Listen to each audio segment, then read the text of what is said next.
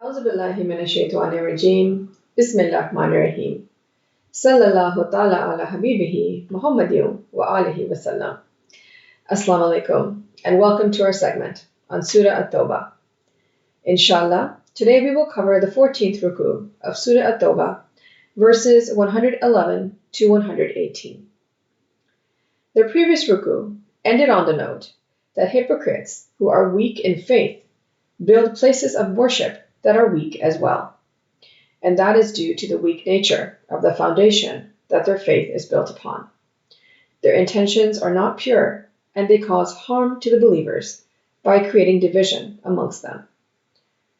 Therefore, they will never have peace in their hearts. It will continue to cause them worry and anxiety until they change their ways. Allah is all aware of what is good for them and what is bad. May Allah grant us the ability to understand the true meanings of the Quran by the grace of His Prophet Muhammad sallallahu alaihi wasallam. Ameen. With this dua, let's begin the 14th Ruku of Surah At-Tawba. Verse 111. Inna Allaha ashtara minal mu'minina anfusahum wa amwalahum bi anna lahumul jannah.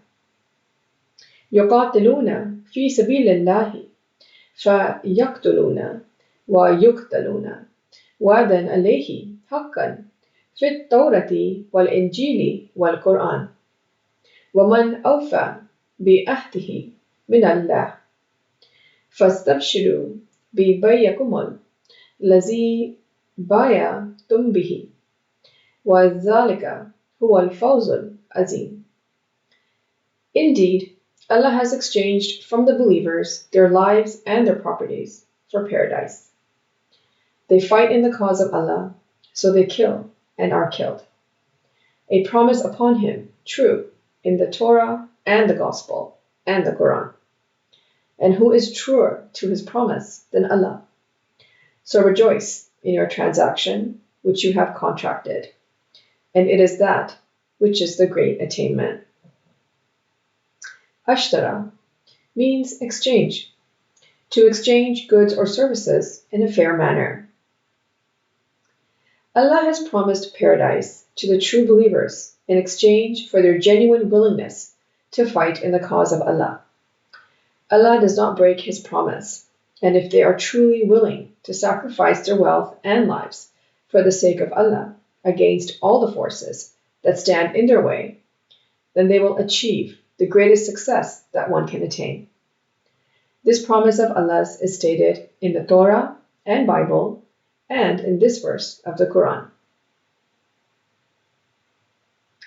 Let's go on to verse 112. At-ta'ibuna al-abiduna al-hamiduna as-sa'ihuna ar-raki'una as-sajiduna al-amiruna بالمعروف والنهون عن المنكر والحافظون لحدود الله وبشر المؤمنين. Those who repent, those who worship, those who praise, those who go out to explore, those who bow down, those who prostrate, those who enjoin what is right and forbid what is wrong, and those who observe the limits of Allah and give good tidings to the believers. As-sa'ihuna means to go out to explore. Its basic meaning is to be constantly on the move. Wan-nahuna means those who forbid. It's the opposite of amr.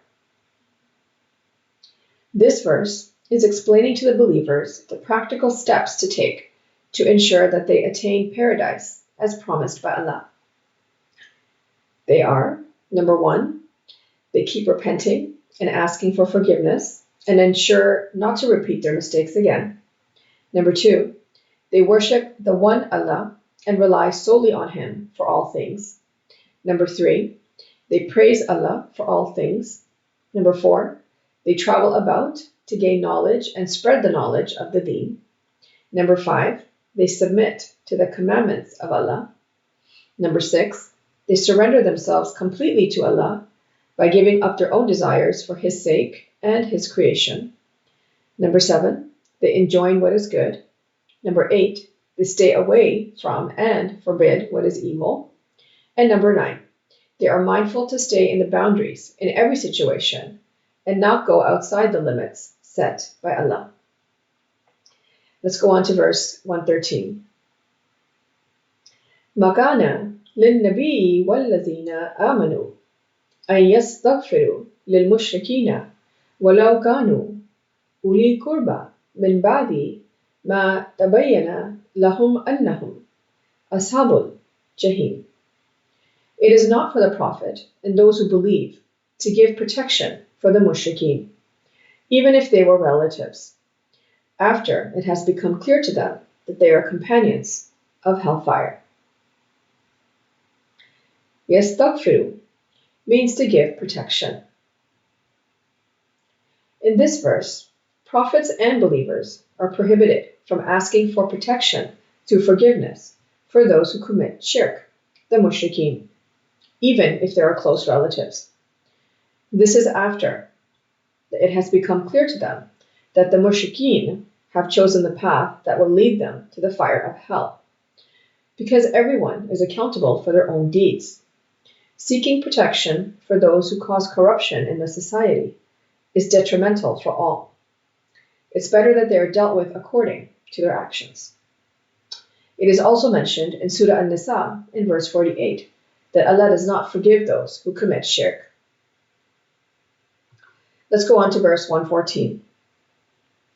وَمَا كَانَ اسْتِغْفَارُ إِبْرَاهِيمَ لِأَبِيهِ إِلَّا عَنْ مَوْعِدَةٍ وَأَدَاهَا إِيَّهُ فَلَمَّا تَبَيَّنَ لَهُ أَنَّهُ عَدُوٌّ لِلَّهِ تَبَرَّأَ مِنْهُ إِنَّ إِبْرَاهِيمَ لَأَوَّاهٌ حَلِيمٌ.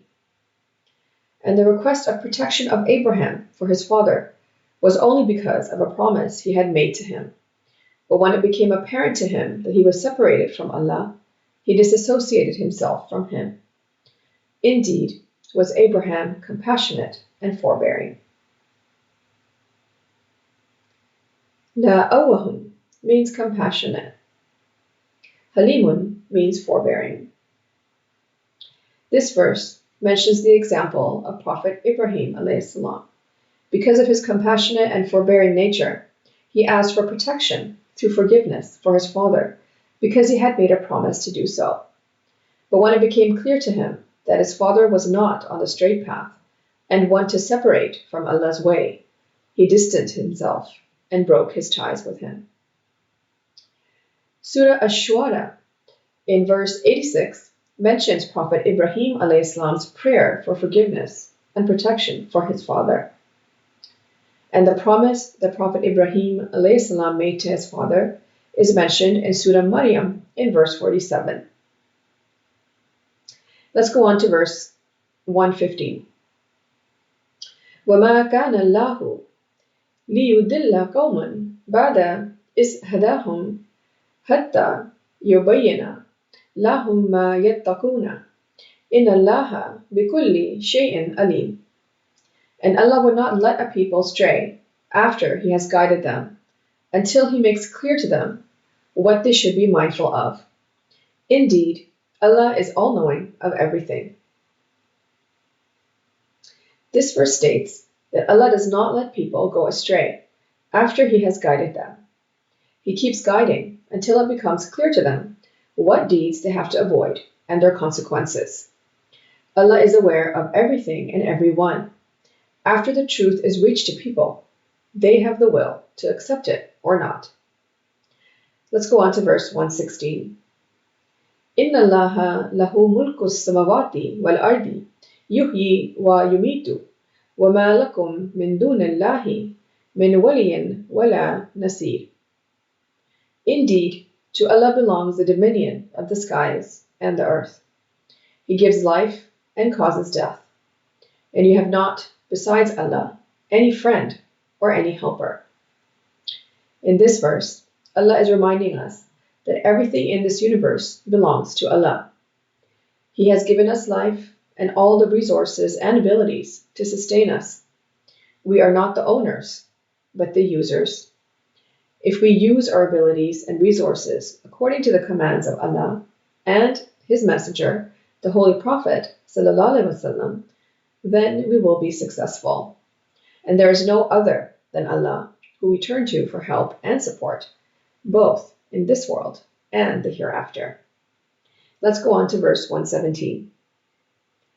لَقَدْ تَبَلَّهُ عَلَى النَّبِيِّ وَالْمُهَاجِرِينَ وَالْأَنصَارِ الَّذِينَ تَبَعُوهُ فِي سَاعَةِ الْأُسْرَةِ مِنْ بَعْدِ مَا كَادَ يَزِيغُ قُلُوبُ فَرِقٍ مِنْهُمْ ثُمَّ تَابَ عَلَيْهِمْ إِنَّهُ بِهِمْ رَءُوفٌ رَحِيمٌ. Allah has already forgiven the Prophet and the Muhajirin and the Ansar who followed him in the time of hardship, after the hearts of a party of them had almost inclined. And then He accepted their repentance. Indeed, He was to them kind and merciful. Al-Usrati means hardship. In situations of disorder and hardships, when it is easy for the hearts to waver, sometimes believers get close to deviating off the straight path, but then they realize and repent. And Allah is aware of what is in their hearts. He is kind and merciful and will accept their repentance. These groups of believers were mentioned in the previous ruku. Number 1, those who understand and preach the message to others, like the Holy Prophet ﷺ did. Number 2, the Muhajirin, those who migrate in the way of Allah, following in the footsteps of the Holy Prophet ﷺ. And number 3, the Ansar, those who help the Holy Prophet ﷺ in his cause. Let's go on to verse 118. وَعَلَى الثَّلَاثَةِ الَّذِينَ خُلِّفُوا حَتَّى إِذَا ضَاقَتْ عَلَيْهِمُ الْأَرْضُ بِمَا رَحُوبَتْ وَضَاقَتْ عَلَيْهِمْ أَنفُسُهُمْ وَظَنُّوا أَلَّا مَلْجَأَ مِنَ اللَّهِ إِلَّا إِلَيْهِ ثُمَّ تَابَ عَلَيْهِمْ لِيَتُوبُوا إِنَّ اللَّهَ هُوَ التَّوَّابُ الرَّحِيمُ. And on the 3 of those who were left behind, to the point that the earth closed in on them, despite its vastness and their nafs confined, and they were certain that there is no refuge from Allah except in Him.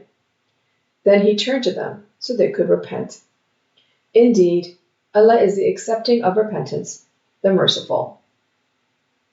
Khullifu means left behind. Dhaqat means closed in.